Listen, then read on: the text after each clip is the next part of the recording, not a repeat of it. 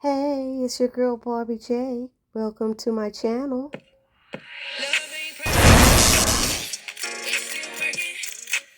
Hey there, everybody. It's your girl Barbie J here with the recap and review of Tyler Perry's other comedy drama, Zatima, Season 3, Episode 7, Losing It.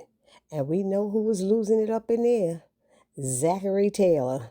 That's right, he was losing it. And before we get started, if you are new to this channel or if you're returning to this channel and have not subscribed as of yet, please take a moment right now, hit that subscribe button, then hit the notification bell and select all, and it'll let you know every time I upload any new content to this channel.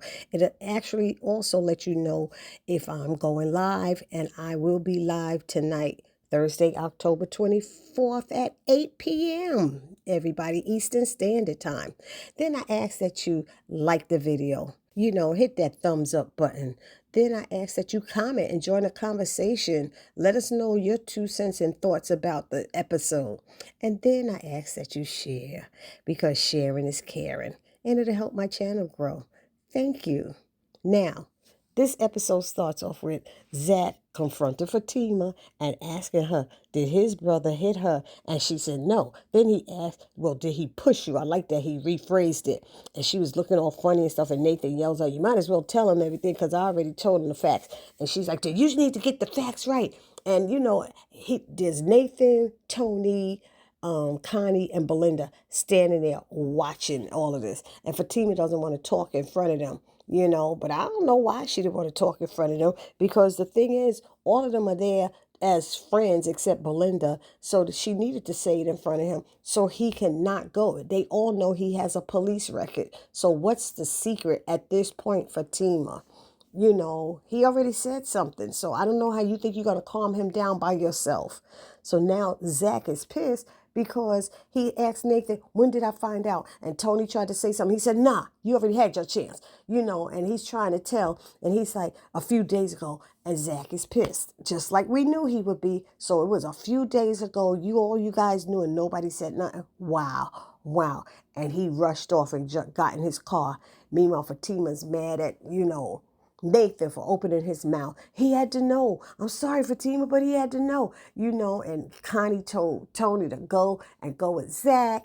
And then Fatima's like, I'm leaving. And then Connie was like, I'm going with you. And she was like, no, I'm good. And she said, no, I'm going. And that's what I'm saying. Fatima, she still knows Zack from years ago. You know Zack from the last year or two. She's known him for many, many years. So why not team up and work this out together? Stop trying to be Wonder Woman, because as you see, it's not working, especially with these guys that he called friends. So she finally agrees to let Connie come with her. And Nathan's over there talking to Belinda. Belinda's, no, baby, you did the right thing. You should tell. She just wants drama. She just wants Zack to go to jail because he's not with her and he's with Belinda. I mean, with Fatima. I just don't understand why she keep telling Connie that they're friends. Connie said she didn't act like she was your friend. I said, Connie ready to smack Belinda herself. So Belinda better watch it, because Connie don't look like she the one to play either. But then we have Belinda. She and Nathan are leaving together.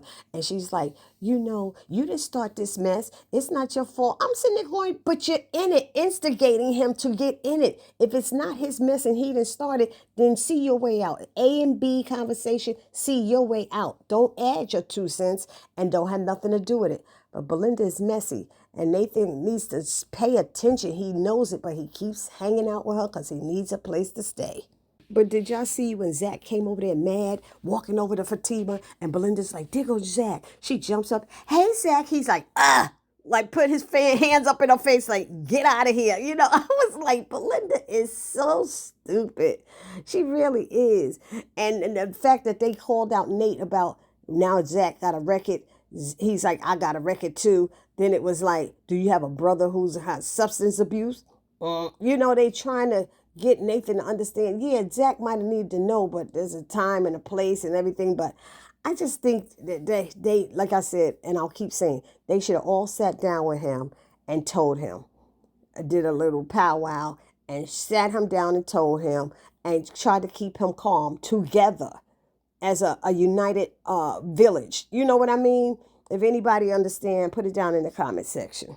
So now we have a scene with Bryce and Angela, and they decided to be friends. She said, we're going to try this friends thing. He's still in denial that he ran into that car on purpose, and he's telling her that we're friends now, and I would tell you the truth. And she's like, yeah, okay, okay. So she's trying to get him to go over to Zack's house and go meet Zack or call Zack. She's trying to get him out of her house. And she told him her boy toy is coming over.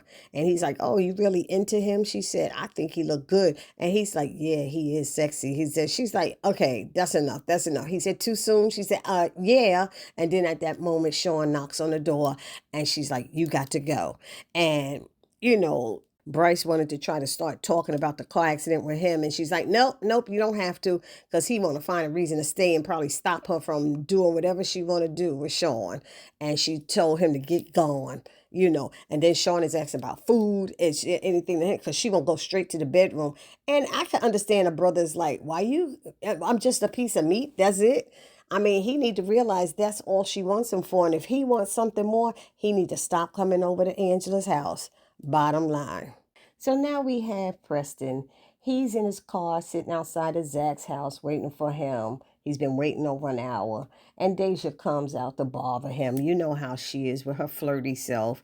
Everything is sexual and things. And Preston's trying to tell her there's got to be more to you than that. I just feel like it is. But she was like, what are you, a doctor or something like that? So Deja's not happy that he's calling her out on how she behaves and stuff. But she was being funny. I ain't going to lie. She was cracking me up with some of the stuff when she was talking about, you want to wait inside of me for him?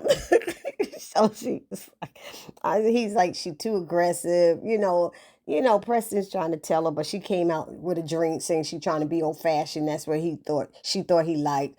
And he told her, I'm good. I got a cooler in the back. She said, I knew you came prepared because she asked him, did he have a condom? He didn't answer. She said, I know that look. Yeah, you come prepared and all that stuff. So anyway, Bryce pulls up and Preston wasn't trying to take her drink, but she gave it to him and left when Bryce got there. And then Bryce is thanking him for bailing him out again. And he said, no problem. He said, you okay with the 33%? Yeah, I'm okay. How long you been waiting here for Zack? He won't answer my calls. You mind if I wait with you? And Preston's like, fine, but he did tell him you should have told him what you was doing. He said, yeah, I know anyway.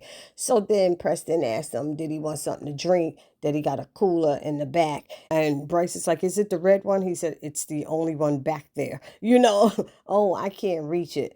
And Preston gets out of the car, but he's still holding that drink of Deja saying we're going to get rid of it some kind of way. But it's like, just pour it in the daggone street. I don't know why he holding on to the glass. But why people, somebody like Bryce saying, I didn't know you had money like that. You don't know Preston. So why would you know what money he has? You don't even really know what he does at all. So why say, I didn't know you had money like that? Preston's like, everybody says that, but people don't know him. Zack might could say that or something like that. Danny might could say that, but Bryce, you had no reason to even say that to him because you don't know him. You met him one time. So now we have Connie and Fatima in the car. They're looking for Zack. And Tony calls and he's like, he hasn't found him yet. And Connie's like, as soon as you find him, let me know and we'll let you know and all this stuff. And Fatima's like, maybe we need to be looking for Jeremiah. So I don't know if they're looking for Jeremiah or Zack, who's doing what, because it started getting confusing at that point. So Fatima says she's tracking Zack's phone now. He keeps going up and down the street. And Tony's like, okay, cool. I'm close by, so I'll meet y'all. So they hang up and Connie says, I like that Zack allows you to track his phone. Fatima's like, he tracks my phone as well. Connie's like, that's love. And Fatima's like, no, that's trust. Is it a problem? And she's like, no, but it would be if you were a whack-ass biatch. and Fatima just looks at her. And Connie says, but you're cool, and I'm good with that. You know what I mean? So, and then she added that, you know what? I know the young and uncontrolled Zack, but you made him man up. You're good for him. But then Fatima looked at her and said, Connie, you seem to be cool and all, but I got my eye on you. And Connie said, fine, you could keep watching me. I am what I say I am. And Fatima's like, you better be. She said, I am Connie the truth. I said, okay, I think they're going to end up being cool with each other. I really hope so.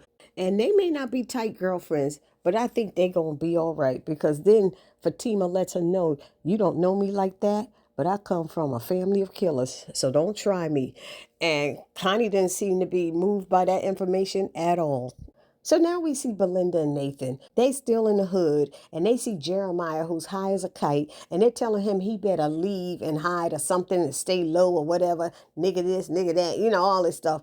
And because Zack just left here looking for you, he mad as hell. He always mad, he said. He said, yeah, but he gonna get you. You better, he know what you did to Fatima. So what? So Nathan comes up with the idea that they're going to take him to Belinda's house. Belinda ain't down with that. And she's arguing back and forth. And obviously he wins, because she'll do anything to get close to Zack. So Tony takes Jeremiah's arm and leads him to Belinda's car. So now, y'all, the episode ends with Tony catching up to Zack in some street wherever he was looking for Jeremiah. And he's trying to talk to him and let him know they're doing that just to look out for him, to protect him. And he's like, you trying to protect me? And he tells him that, but he never says, we're trying to stop you from going to jail. He kept saying, look at your life. And he's like, yeah, and Fatima is my life. And if he does something to Fatima, he does it to me. Next thing you know, Fatima and Connie roll up. Zack ain't trying to hear neither one of them. But Fatima finally said, I'll tell you what happened. I'll tell you what happened. He didn't hit me. He didn't push me. He thought I had money. We were wrestling or whatever. And I fell and hit my head. He's like, oh, so you got a bruise? He's like, I was wondering why you was wearing some makeup. Where? Over there on your head? And she didn't want to really say.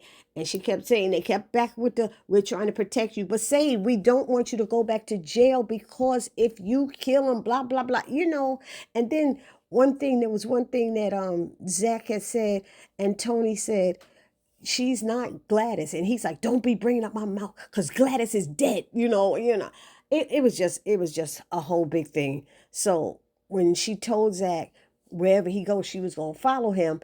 And that's when he said, oh, and he pulled out his phone and turned off the tracker. He said, good luck with that. And she checked her phone and said, did you turn off your tracker? And he closed the car door and drove off. And they're upset, saying, I hope he doesn't find Jeremiah. And that's how it went off. So y'all let me know down in the comment section what y'all thought about this episode. I thought it was pretty good. I was definitely entertained.